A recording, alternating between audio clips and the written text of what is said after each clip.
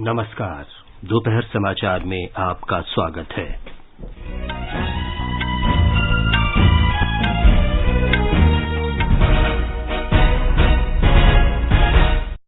प्रधानमंत्री नरेंद्र मोदी आज शाम हरियाणा के पानीपत में आधुनिक एथेनॉल संयंत्र का लोकार्पण करेंगे। जनता दल यूनाइटेड नेता नीतीश कुमार ने 8वीं बार बिहार के मुख्यमंत्री पद की शपथ ली। गोवा में 186 ग्राम पंचायतों के लिए मतदान जारी। भारत ने अंतर्राष्ट्रीय स्तर पर आतंकवाद से निपटने के लिए संयुक्त राष्ट्र से संगठित, समन्वित और एकीकृत प्रयास करने का आह्वान किया। निर्वाचन आयोग कल नई दिल्ली में एशियाई क्षेत्रीय मंच की वर्चुअल बैठक का आयोजन करेगा। आज विश्व जैव ईंधन दिवस और विश्व सिंह दिवस है। अमेरिका के राष्ट्रपति जो बाइडेन ने फिनलैंड और स्वीडन को नेटो में शामिल करने को स्वीकृति दी और 23 बार की grand slam champion Serena Williams ने टेनिस से संन्यास लेने की घोषणा की। दोपहर समाचार में मनोज के साथ मैं विमलेंदु पांडे। देश के 75वें स्वाधीनता दिवस समारोहों के उपलक्ष्य में आकाशवाणी समाचार स्वाधीनता संग्राम और उसके गौरवशाली इतिहास पर विशेष प्रश्नोत्तरी कार्यक्रम प्रसारित कर रहा है। अमृत महोत्सव क्विज में कल का प्रश्न था, सूरत नमक आंदोलन किस वर्ष हुआ था? इस प्रश्न का सही उत्तर है वर्ष 1844 में। आकाशवाणी समाचार को बड़ी संख्या में देश विदेश के श्रोताओं से इस प्रश्न का उत्तर मिला है। भाग्यशाली विजेता हैं बिहार में पटना के खाजपुरा के अजय कुमार। आकाशवाणी को मैं विगत 50 वर्षों से सुन रहा हूं, यद्यपि इसके प्रत्येक कार्यक्रम ज्ञानवर्धक के साथ साथ रोचक तो होते ही हैं, किंतु आजादी के अमृत महोत्सव के दौरान आकाशवाणी ने ऐसे ऐसे स्वतंत्रता सेनानियों के बारे में जानकारी दी है जो दुर्लभ है। इसी क्रम में पूछे गए क्विज में मुझे विजेता बनने पर अत्यंत खुशी है। इसके लिए आकाशवाणी को कोटिशः धन्यवाद। जय हिंद। अमृत महोत्सव क्विज का अगला और अंतिम प्रश्न सोमवार 15 अगस्त को पूछा जाएगा।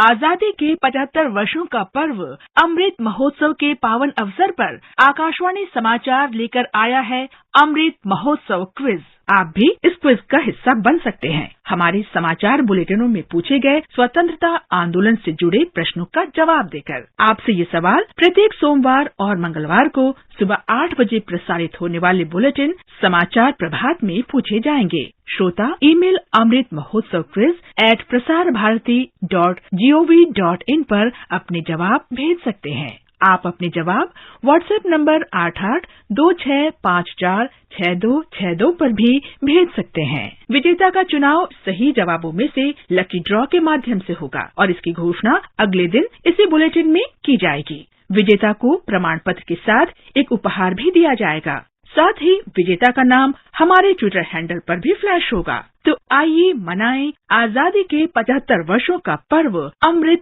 महोत्सव आकाशवाणी समाचार के साथ।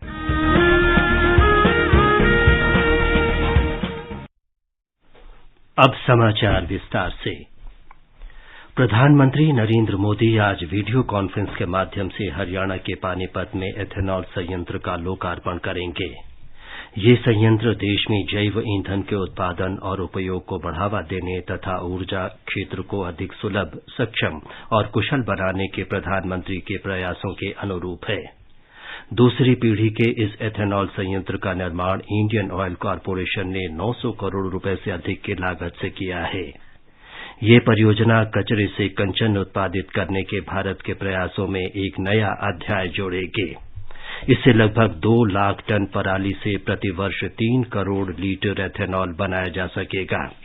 इससे लगभग 3 लाख टन कार्बन डाइऑक्साइड के बराबर ग्रीन हाउस गैसों का उत्सर्जन कम करने में भी मदद मिलेगी। जनता दल यूनाइटेड नेता नीतीश कुमार ने आज 8वीं बार बिहार के मुख्यमंत्री के रूप में शपथ ली।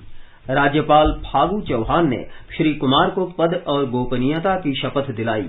राष्ट्रीय जनता दल नेता तेजस्वी यादव ने उप मुख्यमंत्री का पदभार संभाला। तेजस्वी यादव ने उप मुख्यमंत्री के रूप में दूसरी बार शपथ ली। भारतीय जनता पार्टी के वरिष्ठ नेता रविशंकर प्रसाद ने एनडीए से अलग होकर राष्ट्रीय जनता दल के साथ मिलकर बिहार में नई सरकार बनाने के लिए नीतीश कुमार की कड़ी आलोचना की है। पटना में आज संवाददाताओं से बातचीत में पूर्व केंद्रीय मंत्री रविशंकर प्रसाद ने कहा कि नीतीश कुमार का ये आरोप सही नहीं है कि भारतीय जनता पार्टी जनता दल यूनाइटेड को तोड़ने की कोशिश कर रही थी।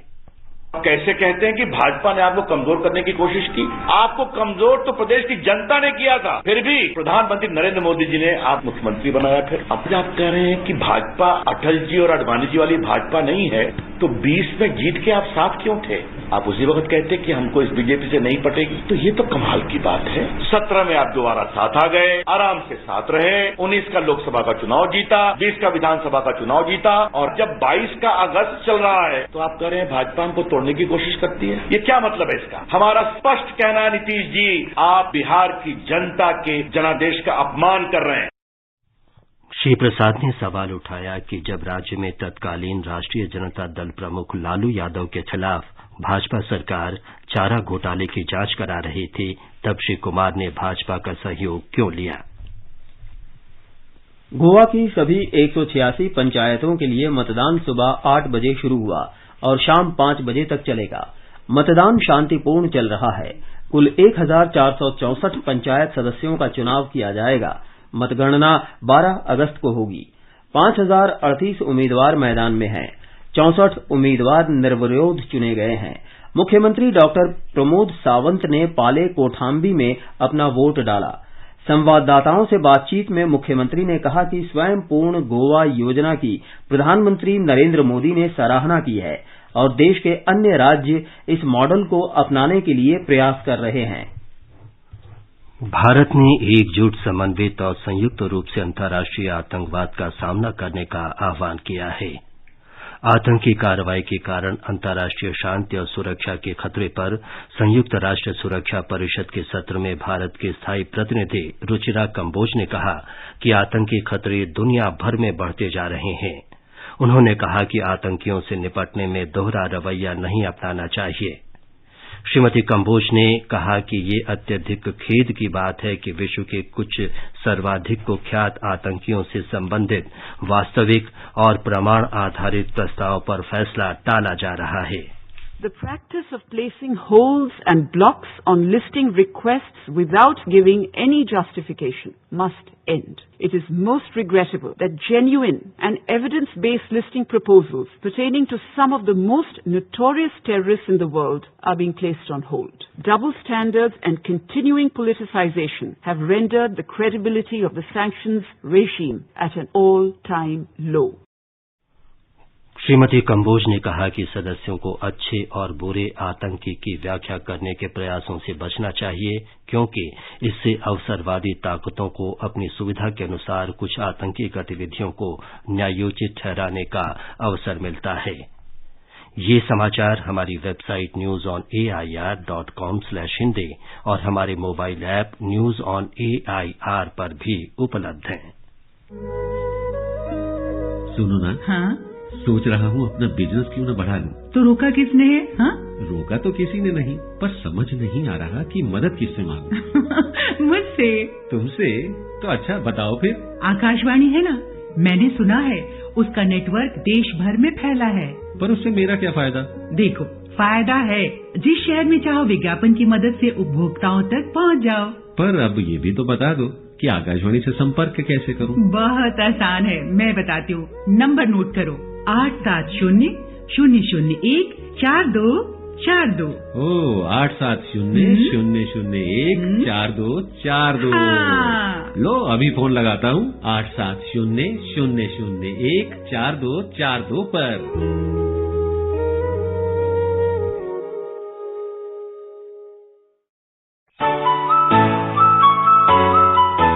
अगर आप कर रहे हैं कॉम्पिटिशन्स की तैयारी, तो फिर आपके लिए है ऑल इंडिया रेडियो का कार्यक्रम अभ्यास। आपके भेजे प्रश्न हम व्हाट्सएप नंबर 9289094044 पर या abhyas.airnews@gmail.com पर रिसीव करते हैं और उसके उत्तर हमारे एक्सपर्ट सैटरडे रात 9:30 बजे देते हैं। इस बार का विषय है साइकोलॉजी और आपके सवाल का हम करेंगे इंतजार 10 अगस्त तक। आपका अभ्यास हमारा प्रयास।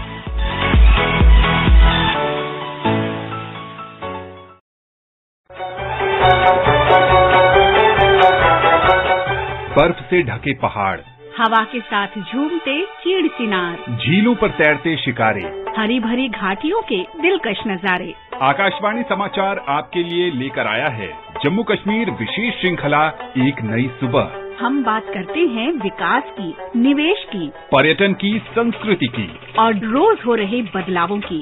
FM गोल्ड पर सुनिए हर शुक्रवार रात 9:15 पर आकाशवाणी समाचार की विशेष प्रस्तुति जम्मू कश्मीर एक नई सुबह।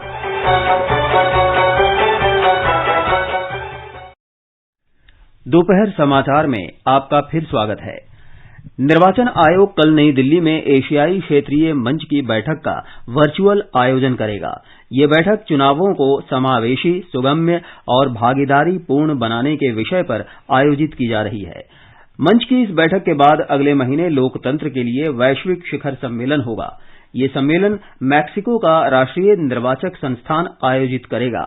वैश्विक शिखर सम्मेलन और क्षेत्रीय मंच की बैठकों का उद्देश्य विश्व में निर्वाचक लोकतंत्र को सुदृढ़ बनाने के लिए अंतर्राष्ट्रीय संगठनों और विश्व के निर्वाचक निकायों के बीच तालमेल बनाना तथा बौद्धिक और संस्थागत एकजुटता को प्रोत्साहन देना है।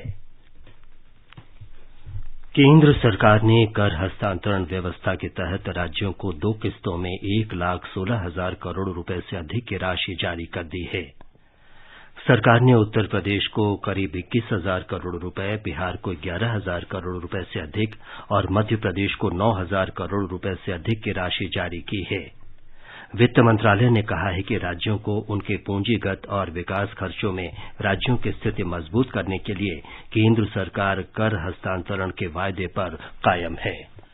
केंद्र शासित प्रदेश जम्मू कश्मीर में आज सुबह बड़गाम जिले के वाटर हेल इलाके में आतंकवादियों और सुरक्षा बलों के बीच मुठभेड़ शुरू हो गई। क्षेत्र में आतंकवादियों की मौजूदगी के बारे में खुफिया सूचना मिलने के बाद इलाके की घेराबंदी कर तलाशी अभियान शुरू कर दिया गया। कश्मीर के अपर पुलिस महानिदेशक विजय कुमार ने बताया कि प्रतिबंधित आतंकी संगठन लश्कर-ए-तैयबा के 3 आतंकवादियों को सुरक्षा बलों ने घेर लिया है। हिमाचल प्रदेश विधानसभा का मानसून सत्र आज शिमला में शुरू हुआ। सदन की कार्यवाही 11 बजे शुरू हुई। इस सत्र में कुल 4 बैठकें होंगी। केरल मंत्रिमंडल ने विशेष कानून बनाने के लिए राज्य विधानसभा का एक विशेष सत्र बुलाने के लिए राज्यपाल से सिफारिश करने का निर्णय लिया है। सत्र 10 दिन तक चलेगा। केंद्रीय प्रत्यक्ष कर और सीमा शुल्क बोर्ड सीबीआईसी ने सभी एयरलाइन से उड़ान के प्रस्थान से 24 घंटे पहले सभी अंतर्राष्ट्रीय यात्रियों के नाम और अन्य विवरण राजकीय सीमा शुल्क लक्ष्य केंद्र को अनिवार्य रूप से उपलब्ध कराने को कहा है। एयरलाइंस को सीमा शुल्क अधिनियम 1962 और अन्य घरेलू या अंतर्राष्ट्रीय कानूनों के तहत अपराधों की रोकथाम के लिए सभी अंतर्राष्ट्रीय यात्रियों का विवरण अनिवार्य रूप से उपलब्ध कराना होगा। आगे बढ़ने से पहले मुख्य समाचारों पर एक नजर। प्रधानमंत्री नरेंद्र मोदी आज शाम हरियाणा के पानीपत में आधुनिक एथेनॉल संयंत्र का लोकार्पण करेंगे। जनता दल यूनाइटेड नेता नीतीश कुमार ने 8वीं बार बिहार के मुख्यमंत्री पद की शपथ ली। गोवा में 186 ग्राम पंचायतों के लिए मतदान जारी। भारत ने अंतर्राष्ट्रीय स्तर पर आतंकवाद से निपटने के लिए संयुक्त राष्ट्र से संगठित, समन्वित और एकीकृत प्रयास करने का आह्वान किया। निर्वाचन आयोग कल नई दिल्ली में एशियाई क्षेत्रीय मंच की वर्चुअल बैठक का आयोजन करेगा। आज विश्व जैव ईंधन दिवस और विश्व सिंह दिवस है। अमेरिका के राष्ट्रपति जो बाइडेन ने फिनलैंड और स्वीडन को नेटो में शामिल करने को स्वीकृति दी और 23 बार की grand slam champion Serena Williams ने टेनिस से संन्यास लेने की घोषणा की। अब हर घर की छत पर शान से फहरेगा तिरंगा। गुनगुनाए जाएंगे नव विकास के गीत। आन बान शान का प्रतीक राष्ट्रध्वज तिरंगा। आइए आजादी के अमृत महोत्सव के पावन अवसर पर इस स्वाधीनता दिवस हर घर फहराते हैं तिरंगा और लेते हैं भव्य और सशक्त भारत के निर्माण का संकल्प। आइए हर घर फहराएं तिरंगा।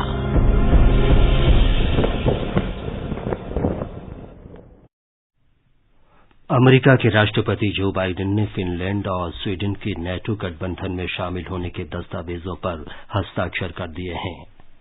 दोनों देशों को नेटो में सम्मिलित किए जाने का अनुमोदन करते हुए राष्ट्रपति बाइडेन ने कहा कि ये गठबंधन अब पहले से कहीं अधिक संगठित और सुदृढ़ होगा। यूक्रेन में रूस की सैन्य कार्रवाई की प्रतिक्रिया में स्वीडन और फिनलैंड ने नेटो की सदस्यता के लिए आवेदन किया था, जबकि रूस इसके खिलाफ दोनों देशों को लगातार चेतावनी देता रहा है। विश्व स्वास्थ्य संगठन ने ब्राजील में मंकी पॉक्स के फैलने के डर से बंदरों पर बढ़ते हमलों की निंदा की है।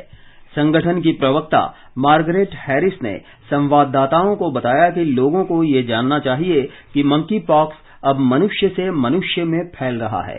श्रीमती हैरिस का ये बयान मीडिया की उन खबरों के बाद आया है जिनमें साओ पाउलो प्रांत में साओ डोस दो रियो प्रेटो शहर में एक सप्ताह के अंदर 10 बंदरों को विष देने की घटना हुई है। 23 ग्रैंड स्लैम खिताब विजेता अमेरिकी टेनिस खिलाड़ी सेरेना विलियम्स ने पेशेवर टेनिस से संन्यास की घोषणा की है। वोग पत्रिका के लिए लेख में इस 40 वर्षीय खिलाड़ी ने पारिवारिक कारणों से टेनिस को अलविदा कहने की जानकारी दी। उन्होंने कहा कि वे अपना परिवार बढ़ाने पर ध्यान केंद्रित करना चाहती हैं।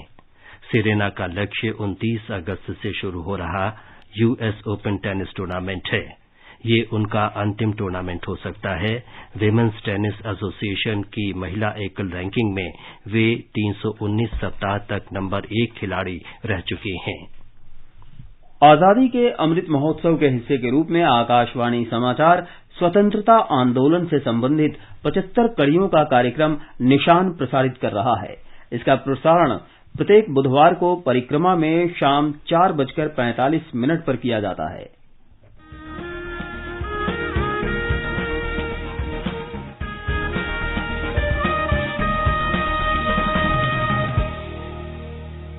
स्वाधीनता संग्राम के वे निशान जो साक्षी हैं हमारे सेनानियों के संघर्ष और बलिदान के। आकाशवाणी समाचार ला रहा है विशेष श्रृंखला निशान। हर बुधवार को शाम 4:45 पर कार्यक्रम परिक्रमा में FM गोल्ड 100.1 मेगाहर्ट्ज पर।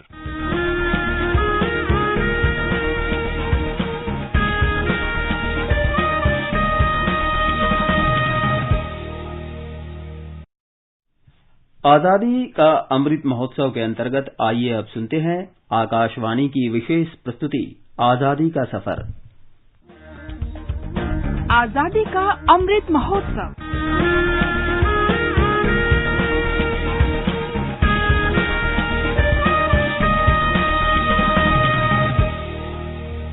आजादी का सफर आकाशवाणी समाचार के साथ एक राष्ट्र का उदय। भारत का गौरवशाली स्वतंत्रता संग्राम आधुनिक विश्व में घटित महानतम संघर्षों में से एक है। आकाशवाणी समाचार आपके लिए हर रोज लेकर आता है इस स्वतंत्रता आंदोलन की एक झलक। आज की इस कड़ी में हम देश के पूर्व राष्ट्रपति वाराहगिरी वेंकट गिरी का स्मरण कर रहे हैं, जिनका जन्म हुआ था 10 अगस्त 1894 को। उन्होंने श्रमिक वर्ग के हित में साम्राज्यवादी ब्रिटिश सरकार के खिलाफ काम किया। वो श्रमिक संघ के एकमात्र नेता थे जो देश के राष्ट्रपति बने। I feel proud and honored by the citizens of Delhi to be present here on this great and memorable occasion, the eve of our Independence Day. This is not the time, if I may say so, for making speeches, but it's the time for action.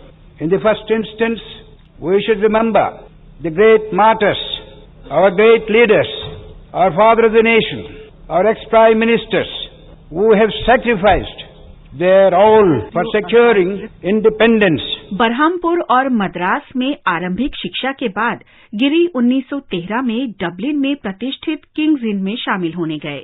Ireland में वे Irish प्रतिरोधी आंदोलन के बड़े नेताओं के निकट संपर्क में आए। इनमें 19वीं शताब्दी के मध्य में लंबे समय तक सेवारत रहे वहां के प्रधानमंत्री एमॉन डी वलेरा भी शामिल थे। गिरी की भेंट महात्मा गांधी से 1914 में हुई जब वे लंदन आए। गिरी एक युवा विद्यार्थी के रूप में उनसे मिलने गए। वापस लौटने पर गिरी ने मद्रास उच्च न्यायालय में पंजीकरण करा लिया, लेकिन 1920-21 के दौरान स्वतंत्रता आंदोलन में शामिल होने के लिए उन्होंने अपनी प्रैक्टिस छोड़ दी। उन्हें पहली बार 1922 में शराब की दुकानों की नीलामी के विरुद्ध धरना देने के सिलसिले में गिरफ्तार किया गया। वीवी गिरी अखिल भारतीय रेल कर्मी परिसंघ के संस्थापक सदस्य थे। उन्होंने 1931 में लंदन में दूसरे गोलमेज सम्मेलन में भाग लिया। 1927 में उन्होंने बंगाल नागपुर रेलवे हड़ताल का नेतृत्व किया और ऐतिहासिक आंदोलन चलाकर ब्रिटिश प्रबंधन और सरकार को कामगारों से बातचीत के लिए बाध्य कर दिया। गिरी ने 1937 में मद्रास विधानसभा के चुनाव में बोबिल्ली के राजा को हराकर इतिहास रचा। इसके बाद वो मुख्यमंत्री सी राजगोपालाचारी की प्रोविंशियल सरकार में श्रम मंत्री बनाए गए। 1947 में वो फिर टी प्रकाशम की सरकार में मद्रास के श्रम मंत्री बने, लेकिन सीलोन में भारत का उच्चायुक्त नियुक्त किए जाने पर उन्होंने त्याग पत्र दे दिया। गिरी ने उत्तर प्रदेश, केरल और कर्नाटक के राज्यपाल के रूप में भी देश की सेवा की। वर्ष 1967 में वीवी गिरी देश के उपराष्ट्रपति बनाए गए। 1969 में राष्ट्रपति जाकिर हुसैन के निधन के बाद वे कार्यवाहक राष्ट्रपति बने। उन्होंने 1969 से लेकर 1974 तक भारत के राष्ट्रपति के रूप में देश की सेवा की। इस दौरान देश विदेश में कई बड़े बदलाव हुए। बैंकों का राष्ट्रीयकरण हुआ। ब्रिटिश इंडिया काल की पूर्व रियासतों के लिए जारी प्रिवी पर्स को बंद कर दिया गया। 1 करोड़ से भी अधिक शरणार्थियों के भारत आ जाने के बाद पूर्वी पाकिस्तान का बांग्लादेश के रूप में उदय हुआ। वीवी गिरी को उनकी जनसेवा के लिए 1975 में भारत रत्न से अलंकृत किया गया। इस महान राष्ट्रवादी को आकाशवाणी समाचार का नमन। आज हम स्वतंत्रता सेनानी विनोद किनारीवाला को भी याद कर रहे हैं, जिनका निधन 1942 में 10 अगस्त को हुआ था। किनारीवाला का जन्म 20 सितंबर 1924 को गुजरात के अहमदाबाद में हुआ था। उन्होंने 8 अगस्त 1942 से शुरू हुए भारत छोड़ो आंदोलन में पूरी सक्रियता से भाग लिया।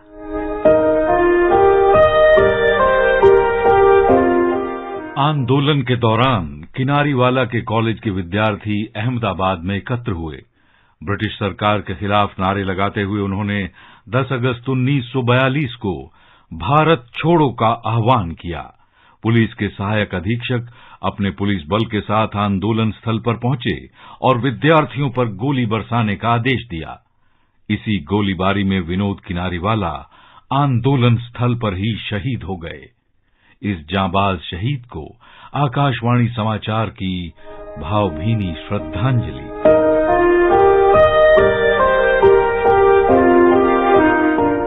आज हम शहीद कुनार सिंह को भी श्रद्धांजलि अर्पित कर रहे हैं। उत्तर प्रदेश के झांसी के कुनार सिंह ने आजादी की पहली लड़ाई के दौरान अंग्रेजों से संघर्ष के लिए सैनिकों का नेतृत्व किया। उन्होंने स्वतंत्रता सेनानियों की आर्थिक सहायता भी की। कुनार सिंह को ब्रिटिश सेना ने गिरफ्तार कर लिया और उन पर लूटपाट, हत्या और अंग्रेजों के खिलाफ विद्रोह भड़काने के आरोप लगाए गए। उन्हें 10 अगस्त 1858 को फांसी दे दी गई। देश के इस महान सपूत को आकाशवाणी समाचार का नमन। और अब आकाशवाणी समाचार के साथ आजादी का सफर की ये कड़ी संपन्न होती है। कल फिर मिलेंगे अगली कड़ी के साथ।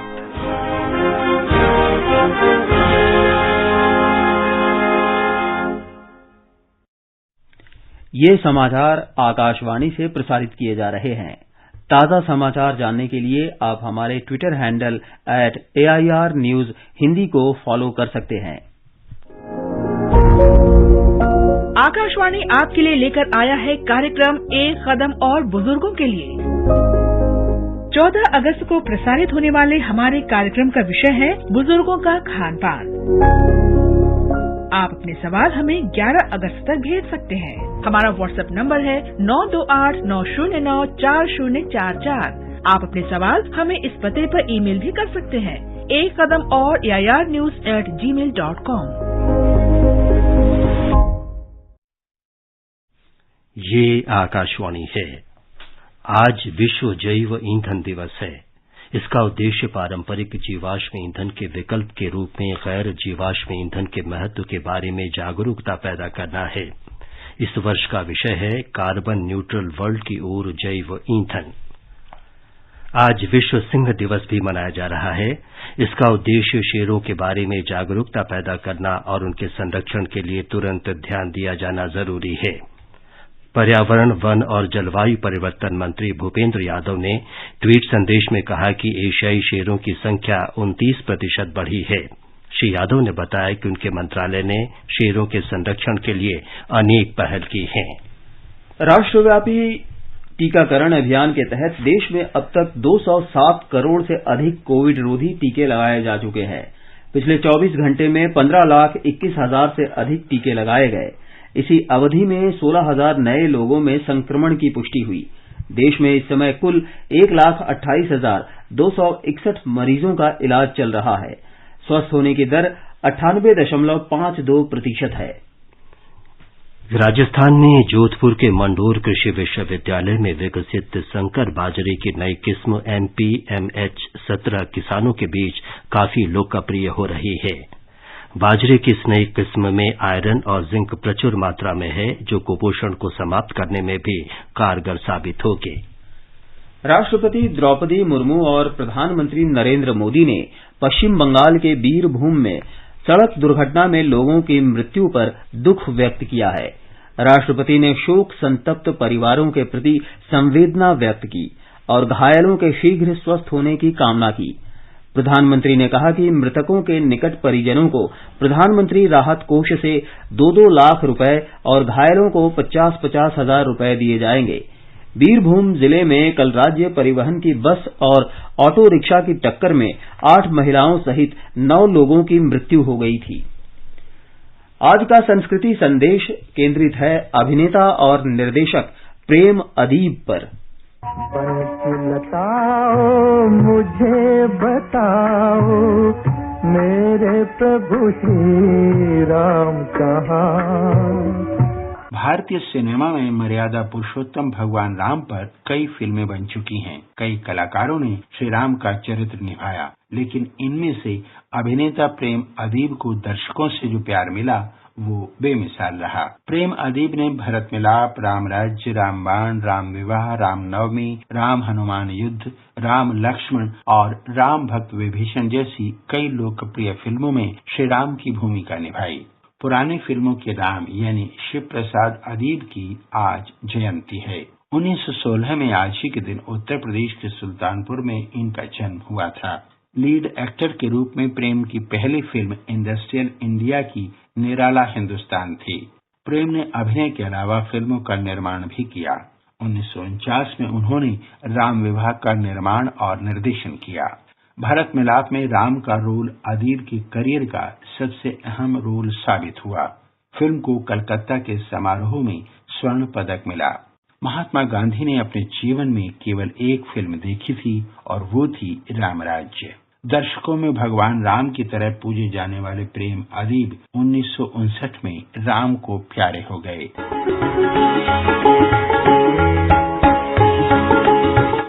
अंत में मुख्य समाचार एक बार फिर।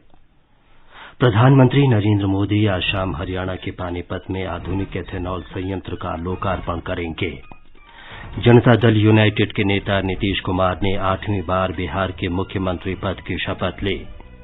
गोवा में 186 ग्राम पंचायतों के लिए मतदान जारी। भारत ने अंतर्राष्ट्रीय स्तर पर आतंकवाद से निपटने के लिए संयुक्त राष्ट्र से संगठित, समन्वित और एकीकृत प्रयास करने का आह्वान किया।